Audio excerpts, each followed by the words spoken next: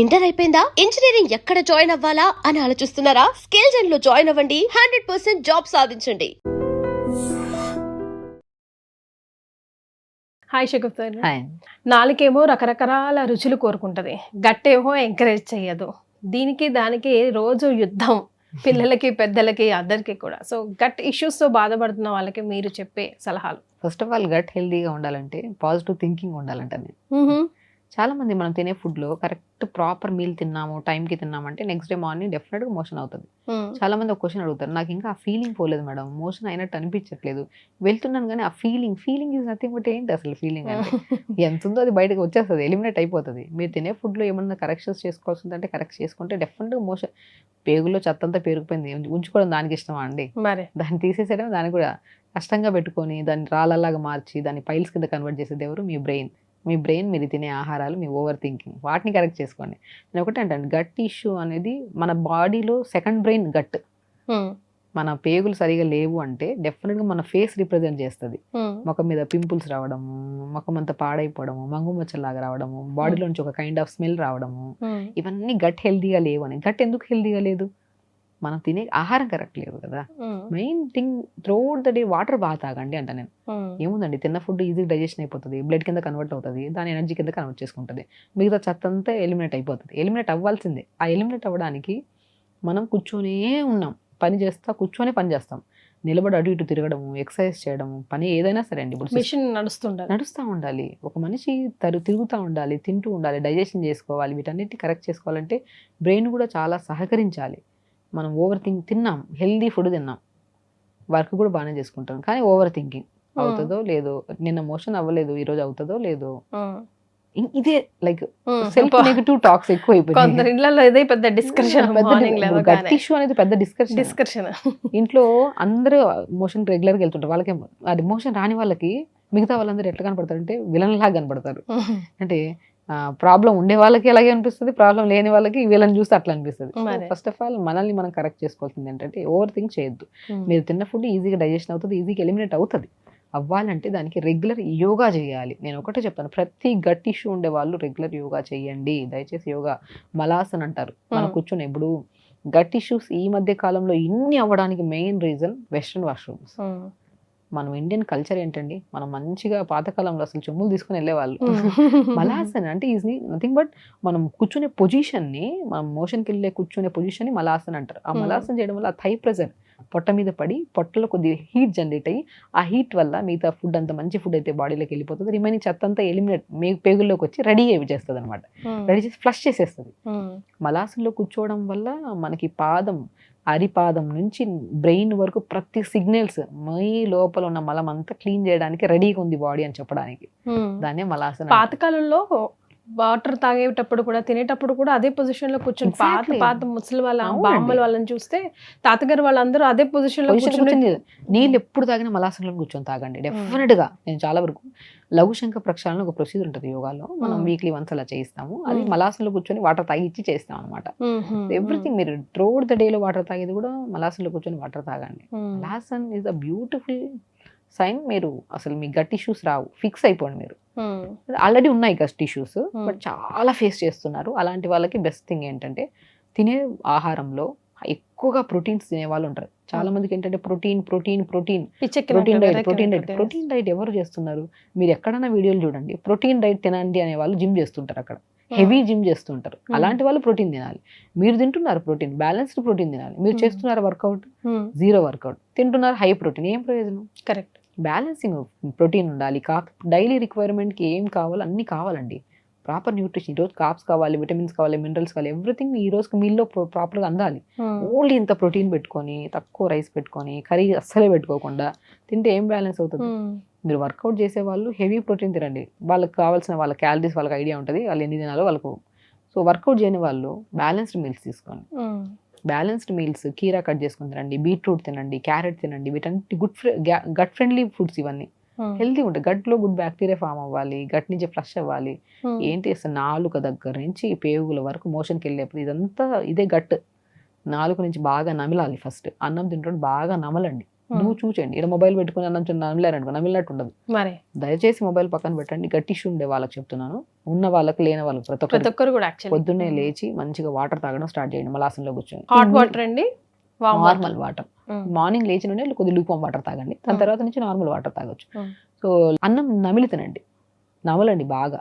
సమలై వాళ్ళకి మంచిగా ఎంజైమ్స్ ఉంటాయి, ఇవన్నీ కలవాలి. అన్నం అంతా మిక్స్ అయ్యి ఇక్కడ దిగాలి ఆహార నాళంలోకి. ఆహార నాళంలోకి దిగి ఆహార నాళంలో సాఫ్ట్గా దిగాలి. దాని నుంచి పొట్టలోకి రావాలి. ఆ పొట్ట నుంచి స్మాల్ ఇంటెస్టైన్ లేక రావాలి, తర్వాత లార్జ్ ఇంటెస్టైన్ లేక రావాలి, తర్వాత యానస్ నుంచి మోషన్ రావాలి. ఇదంతా ప్రొసీజర్ బాగుండాలంటే ఇక్కడ మౌత్ బాగుండాలి. నీళ్ళు సరిగా తాగుతున్నామా, అన్నం బాగా మిక్స్ అయి తింటున్నామా, ఇవన్నీ కరెక్ట్ లేనప్పుడు ఏదో ఆలోచనలు కూర్చొని నాకు మోషన్ అవుతుందో లేదో, ఎందుకు అంత ఆలోచన. తినిపించడం కూడా పెద్దవాళ్ళం కూడా మేము కూడా ఏం చేస్తామంటే పిల్లలు తొందరగా తినాలని చెప్పి ముద్ద గుచ్చుతాం, వాటర్ తాగిస్తాం. చాలా రాంగ్ అండి.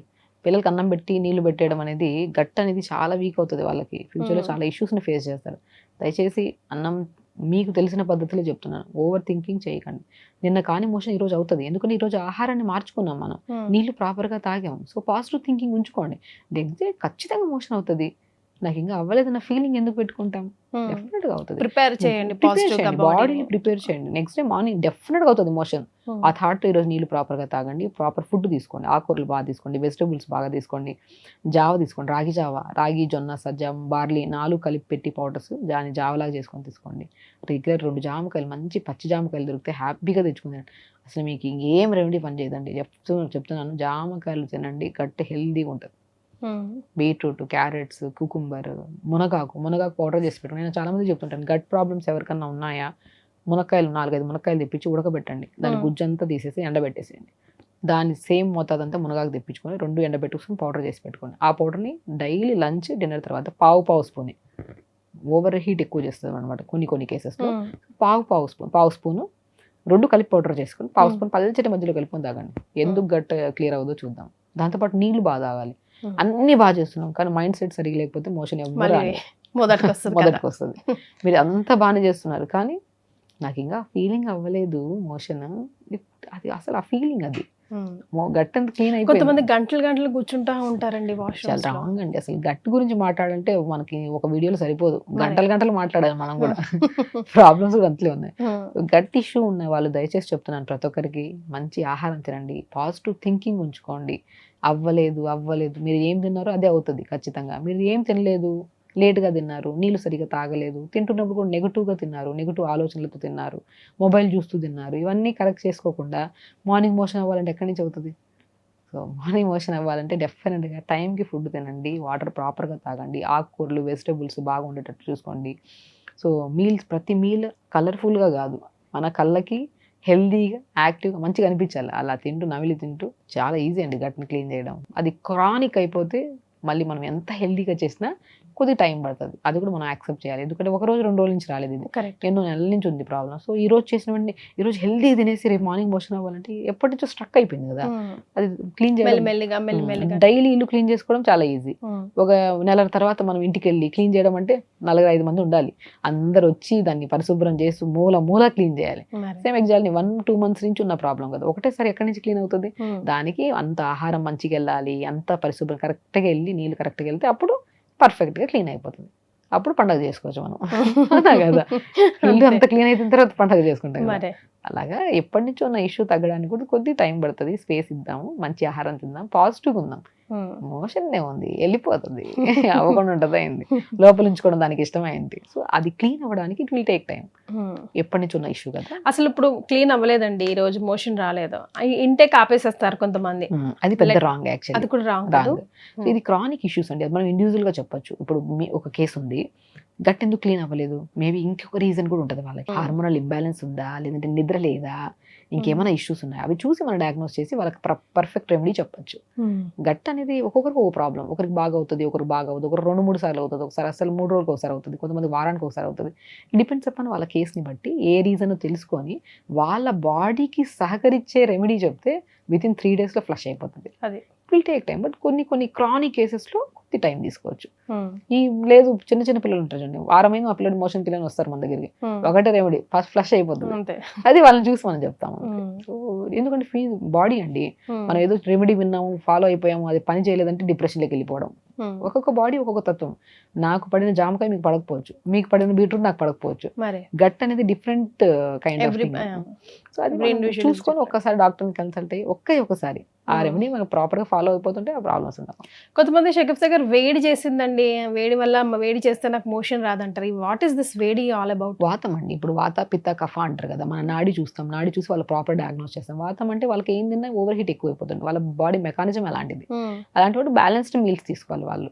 సో కొంతమందికి ఓవర్ కోల్డ్ ఉంటుంది బాడీ, కొంతమందికి హీట్ ఉంటుంది, అది మన నాడి చూసి డయాగ్నోస్ చేస్తాం అనమాట.